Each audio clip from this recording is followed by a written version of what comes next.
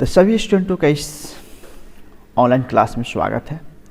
आप सभी स्टूडेंटों को पहले ही इस के बारे में वीडियो बताया जा चुका है कि बिहार बोर्ड परीक्षा समिति द्वारा इंटर कॉमर्स में सिलेबस में परिवर्तन किया गया है, पैटर्न में परिवर्तन किया गया है, यानी सिलेबस ज्यों का त्यों रखा गया है, लेकिन एग्जाम में जो सवाल आएंगे उनकी संख्या में बढ़ोतरी कर दी गई है और उनमें बढ़ोतरी क्या की गई उसको बता दें।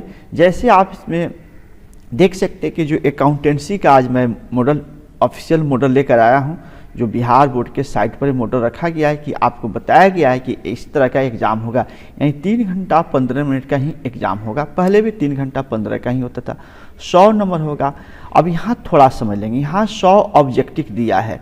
100 ऑब्जेक्टिव का मतलब है कि इस बार आपके प्रश्न पत्र में 100 ऑब्जेक्टिव होंगे, जिसमें से 50 का ही जवाब आपको देना है। पहले भी 50 का ही जवाब दिया जाता था, बशर्ते आपके पास चॉइस का ऑप्शन बढ़ गया कि आप 100 में से किसी 50 का जवाब देंगे। उसके बाद 2 नंबर क्वेश्चन शॉर्ट में आपको आ गया है कि इसमें से आपको 30 में से 15 का जवाब देना है और इसमें से 8 में से 4 का जवाब देना है। इस प्रकार आपके प्रश्न रहेंगे और जवाब देना होगा।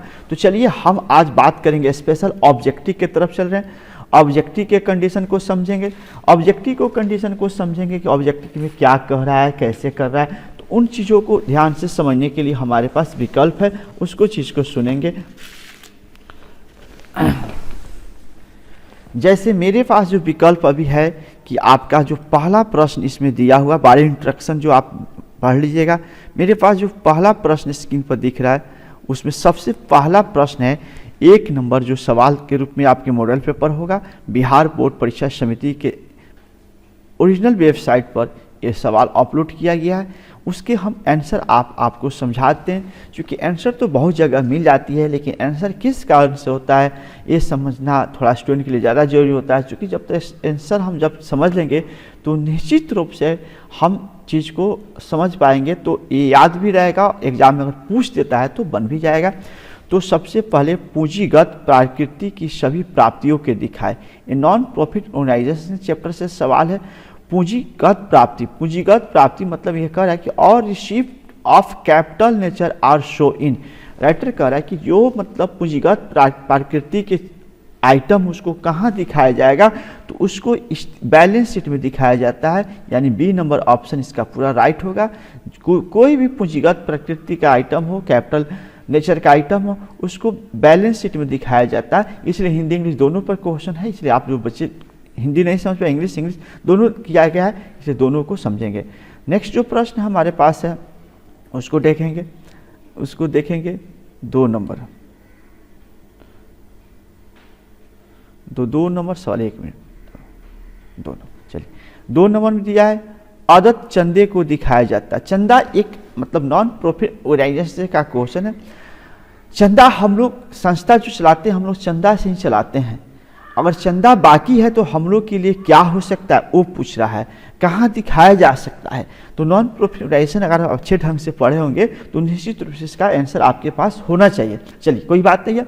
आदत चंदे, अगर हम चंदा ले चुके हैं तो वह तो इनकम साइड में दिखाया जाता है, या वैसे चंदा जो अभी लेने वाले हैं लेकिन आदत है बाकी है नहीं मिला है तो उसको हम कहाँ दिखाएंगे, संपत्ति भाग में यानी एसेट साइड में दिखाएंगे। इसलिए इसका आंसर क्या होगा, ये होगा। तो नॉन प्रॉफिट ऑर्गेनाइजेशन चैप्टर पर कंट्रोल होना चाहिए, तब जाकर आपको समझ में आएगा। चलिए 3 नंबर क्वेश्चन, निम्न में से कौन से लाभ कमाने वाली संस्था नहीं है। मतलब पूछ रहा है कि वैसी संस्था का नाम बताइए जो प्रॉफिट नहीं कमाता है, प्रॉफिट नहीं कमाता है। तो देखिए यहाँ पर कह रहा नहीं, निम्न में से कौन ऐसी संस्था जो लाभ नहीं कमाता है। लाभ कमाने वाला संस्था के बारे में बताना है, लाभ न कमाने वाला संस्था नहीं है। ये महाविद्यालय जो है लाभ न कमाने वाली संस्था में आती है। खेलकूद लाभ नहीं कमाने वाली संस्था में आती है। अस्पताल जो लाभ नहीं कमाने वाली संस्था में आती है। तो मारुति उद्योग एक ऐसा संस्था है जो प्रॉफिट के उद्देश्य से खोला जाता है, इसलिए मारुति उद्योग आपको इसका सही आंसर होगा। अब अगला जो प्रश्न मेरे पास आएगा उस पर डिस्कस करेंगे। एक संस्था के द्वारा प्राप्त चंदा डैश है। एक संस्था, देखिए हम अभी पीछे सवाल बताए कि ये हम लोग जो क्लब चलाते हैं, नॉन प्रॉफिट ऑर्गेनाइजेशन चलाते हैं, उसमें निश्चित रूप से मतलब कहने का मतलब है चंदा ही एक आय का मुख्य स्रोत होता है, इनकम का एक मुख्य स्रोत है। तो इसलिए इसका जो आंसर होगा आपके लिए पूछ रहा है कि क्या हो सकता है, तो इसके लिए जो आंसर होगा आपको यानी चंदा क्या हो सकता है, तो आंसर दिया प्राप्ति पूंजी, नहीं ये प्राप्ति पूंजी नहीं हो सकता है, ये भी दोनों में से नहीं, ये आयगत पूंजी है यानी रिव्यू रिसिप्ट का माना जाता है। आपने बनाते होंगे तो नॉन प्रॉफिट ऑर्गेनाइजेशन में रिसिप्ट और पेमेंट में लिखते थे। अब है निम्न से कौन से अलाभकारी संस्था है, मतलब ऐसा संस्था बताइए जिसका लाभ कमाना उद्देश्य नहीं है, तो टाटा स्टील का लाभ कमाना उद्देश्य है, जेट एयरवेज का लाभ करना उद्देश्य है, एयर इंडिया का लाभ करना उद्देश्य है। इसमें बिहार अकादमी परिषद जो है वह ऐसा ऑर्गेनाइजेशन है जो प्रॉफिट नहीं कमाता है, यानी ये मानव कल्याण के लिए, मानव की सेवा के लिए बना हुआ है। अब हमारा नेक्स्ट जो प्रश्न होगा,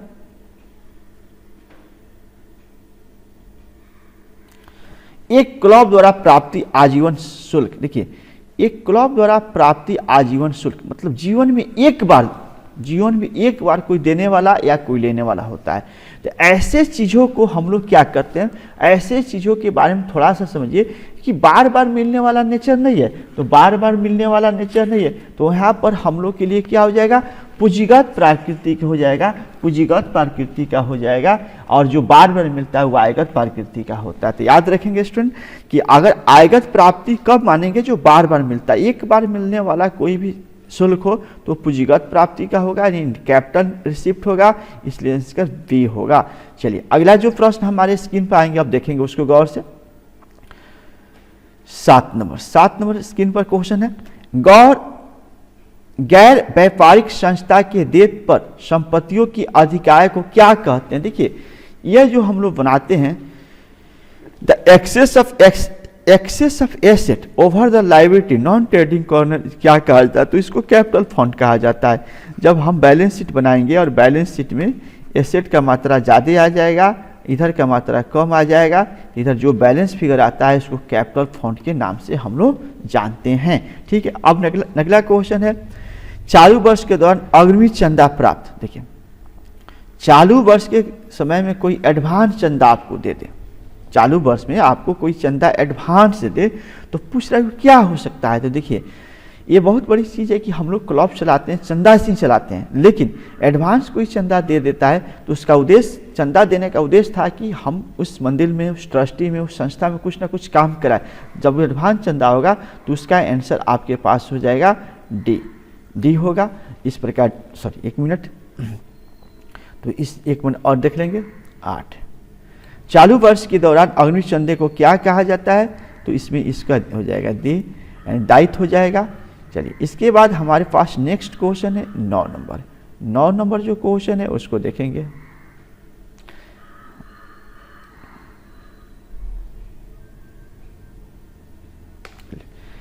एक स्कूल द्वारा वार्षिक उत्सव के लिए प्राप्त किए गए चंदा को क्या माना जाना चाहिए। राइटर कह रहा है कि जो वार्षिक चंदा होता है स्कूल के महोत्सव के लिए दिया जा रहा है, तो उस सब्सक्रिप्शन को क्या कहा जाएगा। तो देखिए आप समझिए, चंदा हम स्कूल चला रहे हैं और स्कूल के लिए हमको एक विशेष चंदा मिला है, मतलब एक काम के लिए मिला है, एक मतलब ये कहा जाता है कि कोई चंदा दिया है तो इसको टारगेट है कि इस चंदा से एनुअल प्रोग्राम करना है, एनुअल फंक्शन करना है, नहीं साल में स्कूल में एक फंक्शन होता है, तो इसको पूंजीगत प्राप्ति माना जाएगा। इसको क्या माना जाएगा, पूंजीगत प्राप्ति। अब नेक्स्ट जो प्रश्न हमारे पास 10 नंबर आ रहा है उसको सुनेंगे। ये सवाल थोड़ा सा नयापन है, पिछले साल में पूछा भी हुआ, इस साल बोर्ड मॉडल तय भी किया है। एक समान साझेदारी ने साझेदारों की अधिकतम संख्या क्या हो सकती है। देखिए कंपनी पार्टनरशिप एक्ट का कुछ नियम में तब्दीली किया गया है, तो पहले 10 होता था, बाद में 20 हुआ, लेकिन ये सारी चीज़ आज के डेट में नहीं हो सकता है। इसलिए इसके लिए आप बहुत सारे मॉडल पेपर पढ़ेंगे, इसके आंसर इधर उधर हो सकता है, लेकिन आपके लिए एक्यूरेट आंसर इसका क्या होगा, यानी इसमें 50 संख्या होता है। यानी अब तो 100 कर दिया है, लेकिन कुछ नियम के तहत उसको बोला कि नहीं अधिकतम संख्या 50 ही रखा जाए, इसलिए नया एक्ट के तहत पार्टनरशिप की संख्या कितना हो सकता है, 50 हो सकता है। उसके बाद नेक्स्ट जो प्रश्न मेरे पास आएंगे, नेक्स्ट जो प्रश्न आएंगे 11 नंबर, निम्न से कौन सा लाभ नियोजन है। कह रहा है लाभ का नियोजन, 11 नंबर जो सवाल पूछ रहा है कि लाभ का नियोजन क्या हो सकता है, तो लाभ का नियोजन का मतलब होता है ऋण पर ब्याज नहीं, पूंजी पर ब्याज, वेतन, किराया, मतलब लाभ का प्रोग्राम क्या हो सकता है? तो लाभ का प्रोग्राम हो सकता है इंटरेस्ट ऑन कैपिटल यानी पूंजी पर ब्याज। याद रखिए पूंजी पर ब्याज होगा। ये सवाल सारे देखेंगे हम, आपको सारे गेस लेकर आएंगे।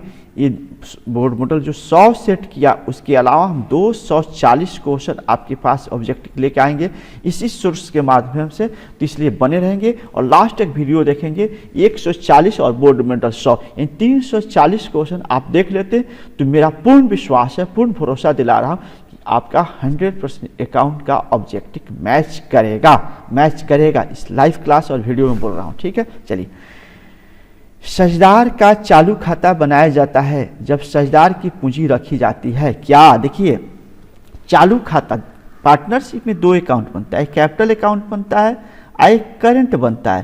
तो पूछ रहा है करंट कब बनाया जाता है? तो देखिए ये सवाल में लिख रहा है partner current account is prepare when capital partner is maintain under. कब किया जाता है? तो इसके लिए बहुत अच्छा सवाल दिया हुआ है कि ये कब किया जाता है। तो अस्थाई आधार पर, यानी जब फिक्स हो तब हम लोग करेंट अकाउंट बनाते हैं। यानी बिजनेस में अगर फिक्स कैपिटल का काम हो रहा है कि नहीं, फिक्स कैपिटल कर दिया जाए तो ऐसे कंडीशन में करेंट अकाउंट को लेकर चलना पड़ता है। करेंट अकाउंट का मतलब ये हो गया कि कुछ उसमें परिवर्तन हो तो उसको उसी में लिखा जाएगा, फिक्स में नहीं लिखा जाएगा। जो नया प्रश्न आ गया आपके पास 13, साझेदारी संलेख के अभाव में साझेदारी हकदार नहीं है।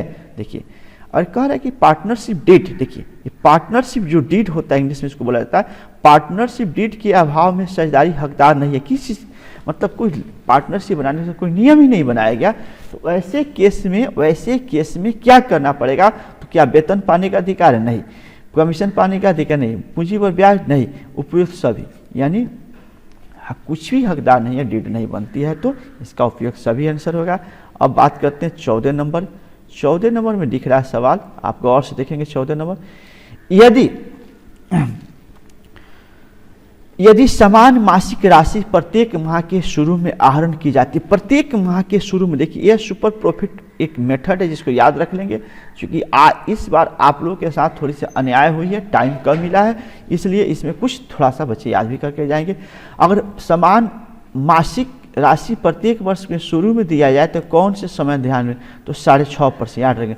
शुरू में होगा और समान होगा तो 6.5% लगता है। इसका एक नियम है जिसको पढ़ने पर समझ आ जाता है, लेकिन अभी इसको छोड़िए, इतना ही रहने दीजिए, आप याद कर लीजिए 6.5% होगा। फिर उसी में उसी टाइप का सवाल दिया है आपको कि जब आहरण समय पर नहीं दिया हो तो ब्याज क्या लगाया जाएगा? तो 6 महीना। अगर समय दिया है तो 6.5, समय नहीं दिया तो 6 महीना। क्लियर? अब इसके बाद हम आगे बात करते हैं। अगला जो प्रश्न मेरे स्क्रीन पर आपके पास 16 नंबर के रूप में देखेंगे। देखिए, तो साझेदारों की पूंजी अस्थायी होने पर कौन से खाता खोले जाते हैं? अभी ऊपर सवाल था कि अगर साझेदार की पूंजी फिक्स हो तो करंट अकाउंट खोजा जाता है, यानी यहाँ पूंजी और चालू खाता दोनों खोजा जाएगा। 16 नंबर जो ऑप्शन होगा इसका मतलब होगा पूंजी और चालू खाता, यानी अगर अस्थायी हो तो कैपिटल अकाउंट भी बनाना पड़ेगा, करंट अकाउंट भी बनाना पड़ेगा। तो ये आपका प्रश्न रहा।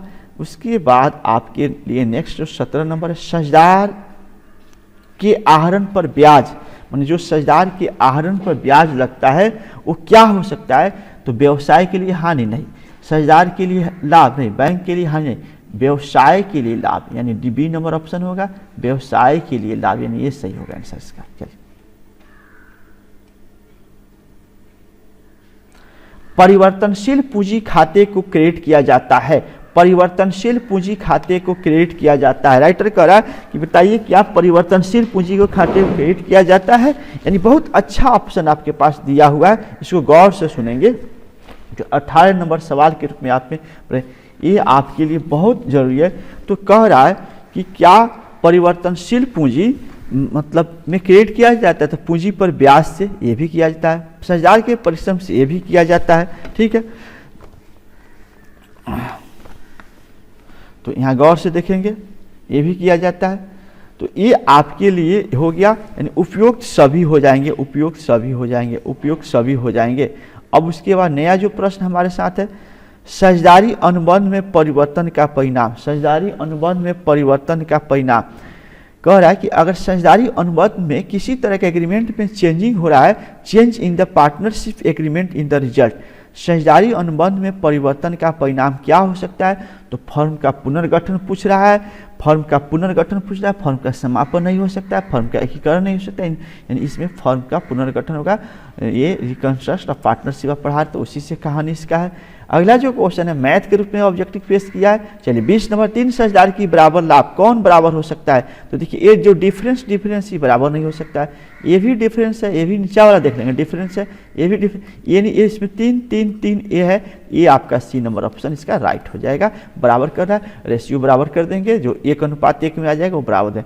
ख्याति एक संपत्ति है पूछ रहा है, ख्याति एक संपत्ति है, बहुत अच्छा सवाल पूछा है। व्यर्थ नहीं, गलत है। मूर्त होता है, नहीं मूर्त नहीं होता, अमूर्त होता, मूल्य रहित होता है, नहीं गलत है। मूल्यवान होता है, गुडविल क्या होता है? मूल्यवान होता है। Goodwill is an asset of valuable, यानी आप पढ़ेंगे कहीं भी तो लिखा होगा गुडविल मूल्यवान वस्तु होते हैं। चलिए उसके बाद नया जो प्रश्न आपके सामने आया 22 का प्रश्न जो है, लाभ से आप क्या समझते हैं? लाभ से आप क्या समझते हैं? लाभ से आप क्या, अधिलाभ से क्या समझते हैं? पूछ रहा है 22 नंबर कि अधिलाभ से क्या समझते हैं? तो कह रहा कुल लाभ, कुल वर्षों की संख्या नहीं, भारतीय लाभ नहीं, औसत लाभ नहीं, इनमें से कोई नहीं आंसर होगा। यानी सुपर प्रॉफिट का कंसेप्ट अगर याद रहता तो आपको बन जाता। तो आपके पास 100 क्वेश्चन का विकल्प होगा, 85 बनाना है, इसलिए कुछ क्वेश्चन आपको टॉप मिलती है तो उसको अनदेखा कर देंगे, और आप 50 ही बनाना है तो 50 का ही माइंड बैकअप करके चले तो बेहतर होगा। 23 नंबर क्वेश्चन, एकांकी व्यापार में ख्याति का मूल्यांकन आवश्यक नहीं है। तो कह रहा है 23 नंबर सवाल में कि ख्याति का मतलब, ये जो आपका प्रश्न होगा थोड़ा सा देखेंगे, ये जो 23 नंबर सवाल होगा इसमें पूछ रहा है कि व्यवसाय के ख्याति का, एकांकी व्यापार में ख्याति के मूल्यांकन आवश्यक नहीं, व्यवसाय बेचने पर। देखिए इसमें से दायित्व के निर्धारण पर नहीं, संपादन नहीं, तीनों में से कोई नहीं हो सकता, इनमें से कोई नहीं आंसर होगा। चलिए इनमें से कोई नहीं आंसर होगा। ये ऐसे सवाल आपसे नहीं पूछने जा रहा, कहीं कभी 11 के सिलेबस में उठा कर रख लेता है। साझेदार के पूंजी के खाते को क्रेडिट किया जाता है, साझेदार के पूंजी खाते में क्रेडिट किया जाता है। पूछ राइटर साझेदार के पूंजी खाते में क्या क्रेडिट किया जाता है? तो पूंजी पर ब्याज, आहरण पर ब्याज नहीं करेंगे, हानि की हिस्सा नहीं करेंगे, आहरण नहीं करेंगे, पूंजी पर ब्याज होगा, वहीं क्रेडिट किया जाता है, वहीं क्रेडिट किया जाता है, इसलिए ये वाला ऑप्शन आपका सही होगा। और उसके बाद आपके पास आ गया नए साझेदार द्वारा नगद लाई गई ख्याति कहलाती है प्रीमियम। गुडविल लाई गई क्या कहलाता है? प्रीमियम कहा जाता है, प्रीमियम होगा, यानी सी नंबर आंसर इसका सही होगा। चलिए इसके बाद हम बात करते हैं 26 नंबर में दिया है दायित्व की कमी। दायित्व की कमी को क्या कहा जाता है? दायित्व में जो कमी हो तो क्या आते कि दायित्व की कमी को समझेंगे। अगर हमको 1 लाख देना है, ये पता चला कि अब हमको 80,000 देना पड़ेगा, तो भाई इसमें 20,000 रुपया तो हमको लाभ होगा, इसलिए इसको डी आंसर होगा। इसका आंसर होगा डी, इसका आंसर डी होगा, लाभ होगा। किसी भी दायित्व में कमी हो तो आपको लाभ ही होगा। उसके बाद क्वेश्चन है 27 क्वेश्चन है। चलिए 27, एक नए साझेदार के प्रवेश के समय समान संचय हस्तांतरित किया जाता है। जनरल रिजर्व को क्या किया जाता है? भाई आप लोग तो मैथ बनाए हैं, पढ़े हैं। जनरल रिजर्व को क्या किया जाता है? पुराने साझेदार के पूंजी खाते में, पुराने साझेदार के ओल्ड पार्टनर कैपिटल में क्या करते हैं? उसको बांट देते हैं। तो ये आपके पास 27 नंबर का सवाल था। चलिए 27 के बाद हम लोग 28 की तरफ बढ़ेंगे। 28 नंबर देखेंगे। एक नए साझेदार के प्रवेश पर संपत्ति के मूल्यांकन में कमी को डेबिट किया जाता है। एक नए साझेदार के प्रवेश पर संपत्ति के मूल्यांकन में कमी को डेबिट किया जाता है। कह रहा राइटर कि अगर नए साझेदार प्रवेश करे, उसके संपत्ति के दाम में कमी या वृद्धि हो तो उसको कहाँ लिखा जाता है? तो रीवैल्यूएशन अकाउंट में लिखा जाता है। ए नंबर ऑप्शन होगा, रीवैल्यूएशन अकाउंट में लिखा जाता है। उसी को हिंदी में बोला पुनर्मूल्यांकन खाते। ये सारे सवाल तो आप मैथ के रूप में बहुत दिनों से पढ़े हैं, कहीं ना कहीं तो पढ़े होंगे। तो ये आपका सवाल हुआ। एक साझेदार के अवकाश के समय समान संचय की राशि सभी साझेदार के पूंजी में हस्तांतरित किया जाता है। नए लाभ अनुपात में नहीं जी, ये समान संचय या जनरल रिजर्व जो भी बच जाता है तो उसको ध्यान रखेंगे, पूंजी अनुपात में नहीं, पुराने लाभ अनुपात में करते हैं। इसका सी नंबर सही आंसर होगा। इसके सी नंबर सही आंसर होगा। इसके सी नंबर सही होगा। अब हम बात करेंगे 30 नंबर सवाल, यानी हम लोग टोटल आज 50 नंबर तक सवाल जाएंगे। 50 नंबर तक सवाल जाते हैं, कोई दिक्कत नहीं है। इसमें लिखा है कि ए बी और सी 1/2, 1/3 और 1/6 लघुत्तम निकाल दीजिए। 6 6 6 6, तो देखिए कटेगा 2, यानी 3:2:1 अनुपात दिया। सी अवकाश ग्रहण, इसको हटा दीजिए तो ए अनुपात ए और बी का बचेगा, इसलिए ऐसा अनुपात यहाँ है, यानी सी आंसर आपका होगा एक्यूरेट। यानी ऐसे सवाल को याद नहीं करना, समझना है, बनाना है, देखना है आंसर क्या। 31 नंबर सवाल, यदि अवकाश ग्रहण करने वाले साझेदार अवकाश ग्रहण करने पर उसके देय राशि पूर्ण भुगतान नहीं किया जाता तो शेष हस्तांतरण कहाँ किया जाता है। पूछ रहा है कि जो 31 नंबर सवाल है उसके लोन खाते में ट्रांसफर कर दिया जाएगा। जो पार्टनर अवकाश कर रहा है और उसके जो पैसा बैलेंस हमारे यहाँ बच जा रहा है तो उसको लोन खाते में ट्रांसफर करेंगे, इसका आंसर ए होगा आपके। उसके बाद हम बात करते हैं साझेदार के अवकाश ग्रहण करने पर, साझेदार के अवकाश ग्रहण करने पर उसके हिस्से की ख्याति को शेष साझेदार के मध्य अपलिखित किया जाता है। साझेदार के अवकाश ग्रहण करने पर शेष ख्याति किस अनुपात में ट्रांसफर किया जाता है, तो यहाँ पर लाभ प्राप्ति अनुपात में किया जाता है, गेनिंग रेशियो में किया जाता है। कोई साझेदार अवकाश ग्रहण करता है और जो साझेदार फॉर्म में बन जाते हैं तो उनके जो गुडविल मिलेंगे वो लाभ प्राप्ति अनुपात में मिलेंगे। अब बात करेंगे 23 नंबर सवाल। 23 नंबर जो सवाल दिया है, फर्म द्वारा प्राप्त संयुक्त जीवन पॉलिसी को बांटी जाती है। 33 नंबर जो सवाल है तो लिख रहा है इसमें आपके पास जो आंसर होगा कि फर्म द्वारा प्राप्त संयुक्त जीवन पॉलिसी को बांटी जाती है प्रारंभिक पूंजी अनुपात में, नहीं गलत है। अंतिम पूंजी में नहीं, ये आपको साझेदारी के पुराने लाभ विभाजन अनुपात में। ज्वाइंट लाइफ पॉलिसी जो divide into all the old base पर इसको डिवाइड करेंगे। ये आपका 33 नंबर का जवाब होगा, सी नंबर। एक साझेदार की मृत्यु होने पर, एक साझेदार की मृत्यु ज्वाइंट लाइफ पॉलिसी को निम्न पूंजी में खाते जमा किया जाता है। कह रहा है एक साझेदार जब मृत्यु हो तो उसके ज्वाइंट लाइफ पॉलिसी को किस में किया जाता है, तो इसके आंसर जो होगा, इसके आंसर होगा मृत्यु साझेदार सहित सभी साझेदारों के बीच। यानी ज्वाइंट लाइफ पॉलिसी अगर है, कोई पार्टनर टूट जा रहा है, उससे जो पैसा रिकवर हो रहा है तो उस पैसा को मृत्यु साझेदार के हिस्से में भी जाएंगे और सभी साझेदार जो बचे उनमें भी जाएंगे, इसलिए 20 का आंसर आपके एक्यूरेट होगा, ये ध्यान रखना है। उसके बाद हमारे नेक्स्ट जो सवाल है स्क्रीन पर देखेंगे, किसी साझेदार की मृत्यु पर संपत्ति के पुनर्मूल्यांकन को लाभ पूंजी खाते में जमा किया जाता है। कह रहा राइटर कि कोई साझेदार मर जाए, उसमें से जो लाभ हो उसको कहाँ जमा किया जाता है, तो सभी साझेदार के बीच में बांटा जाता है, सभी साझेदार के खाते में जमा किया जाता है, इसलिए बी नंबर ऑप्शन होगा। चलिए, ये भी अनुपात दिया है, ये दिया है जेड की मृत्यु हो जाती है तो सीधा बात है जेड की मृत्यु हो गया तो एक्स वाई बचा, एक्स वाई 1/3 बचेगा, 1/3 बचेगा, 3 हटा दीजिए, 1:1 हो गया। ऐसा वाला जो ऑप्शन होगा वो सही होगा, ये बी नंबर ऑप्शन सही होगा, बाकी नहीं होगा। मैथ होगा, इसके लिए आप बहुत अच्छे तरह से समझ सकते हैं क्योंकि इस पर बहुत सारा मैथ पढ़े होंगे। किसी साझेदार द्वारा 2000 के दायित्व भुगतान जिम्मेदारी लेने वाले क्रेडिट किया जाता है। किस कह रहा है, जो आपका सवाल है तो एक कोई पार्टनर कह रहा है कि हम पेमेंट कर देंगे, डिसोल्यूशन ऑफ पार्टनरशिप का क्वेश्चन था, याद कीजिए, तो साझेदार के पूंजी खाते में ट्रांसफर कर देंगे। जो साझेदार कह रहा है कि हम पेमेंट करेंगे उसके पूंजी खाते में ट्रांसफर हम करेंगे इसको। अब हमारे पास जो नया क्वेश्चन है, फर्म के विघटन पर बैंक अधिकृत को हस्तांतरित किया जाएगा वसूली खाते में। देखिए, कह रहा है कि फर्म समाप्त किया जाए तो ये ओवरड्राफ्ट है, बैंक ओवर कहाँ ट्रांसफर किया जाता है, तो लाइसेंस खत्म किया जाता है, इसलिए इसका आंसर सी होगा। आगे की बात करते हैं, 39 नंबर जो सवाल हमारे पास है, संचित लाभ और संचय में ट्रांसफर किया जाए। संचित लाभ और संचय कहाँ पूंजी खाते में, जनरल ये रिजर्व या प्रॉफिट लॉस मिलेगा तो पूंजी खाते में ट्रांसफर किया जाता है, पार्टनरों के बीच बंटवारा किया जाता है, इसलिए इसका आंसर होगा बी, इसका आंसर होगा बी। अब नेक्स्ट जो प्रश्न है आपके पास 40 नंबर के रूप में आएंगे, हम 50 तक आज लेंगे, कल फिर एक नया वीडियो लगाएंगे तो उसमें 51 से लेकर 100 तक लेंगे। फर्म के समापन पर वसूली खाते को हानि किस खाते में क्रेडिट किया जाए। देखिए, लाभ हो 100 और हानि हो 100, वो दोनों पार्टनर को ही सहना पड़ता है। लाभ होगा तो पार्टनर से आएगा, हानि होगा तो पार्टनर से आएगा, इसलिए साझेदार के पूंजी खाते में ट्रांसफर किया जाता है। इसलिए कंफ्यूज नहीं होना है, कंफ्यूज नहीं होना आप लोगों को। आप लोग बहुत ब्रिलियंट स्टूडेंट हैं, इसलिए आप पढ़े, मन लगा कि एग्जाम में थोड़ा सा मेहनत कर लेंगे, ईमानदारी से कर लेंगे तो निश्चित गॉड आपको मदद करेंगे। साझेदारी फॉर्म के समापन के समय कृत्रिम संपत्तियों को हस्तांतरित किया जाता है। कह रहा कि जो साझेदारी फॉर्म समापन हो उसमें जो एसेट होता है उसको कहाँ ट्रांसफ़र किया जाता है, तो ये कुछ ऐसे एसेट होते हैं जो साझेदार के पूंजी खाते में ट्रांसफ़र किया जाता है, ये फिक्सन एसेट के रूप में जाना जाता है। चलिए उसके बाद ये अब एक बार और देखेंगे, साझेदार के फॉर्म में समापन के कृत्रिम संपत्ति को ट्रांसफर नहीं, ये देखेंगे ये वसूली खाते में ट्रांसफर किया, सॉरी ये गलत था, ये इसका आंसर बी होगा, इसमें बी होगा। आप लोग संपत्ति को कहाँ ट्रांसफर करते हैं, वसूली खाते में ट्रांसफर करते हैं। 42 नंबर सवाल हमारे पास आ गया।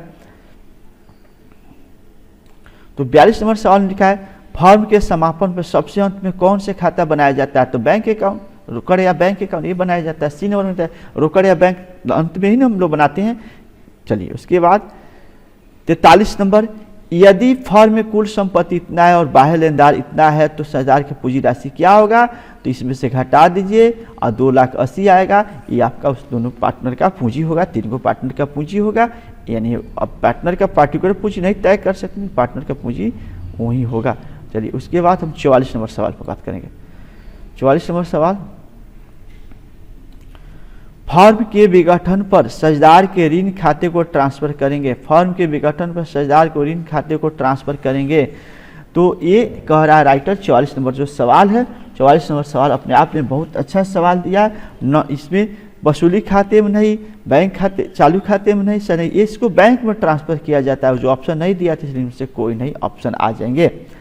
अब बच गया 45 नंबर।